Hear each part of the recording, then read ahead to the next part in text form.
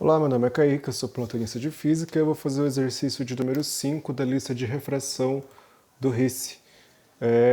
Nesse exercício ele fala que tem um dispositivo composto por 3 blocos, são esses 3 blocos, e ele dá o índice de refração de cada um deles. E aí ele fala que tem um pulso A, que atravessa o bloco 1 e 2, chamei de bloco 1, 2 e 3. O pulso A atravessa o bloco 1 e 2 e o pulso B atravessa o bloco 3. Ele dá o índice de refração de cada um deles, 1,4, 1,8 e 2. E aí ele fala para calcular a razão TA sobre TB entre os tempos que os dois pulsos levam para atravessar esse dispositivo inteiro, né? Então a primeira coisa que a gente tem que pensar é qual que é a definição de índice de refração. Ele é a razão entre essas velocidades aqui, a velocidade da luz no vácuo e a velocidade da luz no meio.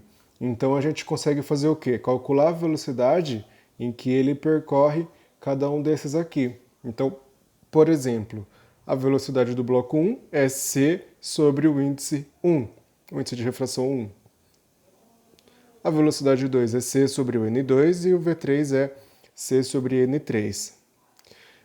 Feito isso, a gente também sabe que v é igual a ΔS sobre ΔT, então a gente consegue isolar o tempo de cada uma dessas passagens. Então a gente tem o ΔT1, ele vai ser o quê? ΔS sobre V1. O ΔS vai ser esse comprimento L, né? Cada um deles aqui vale L, e o V1.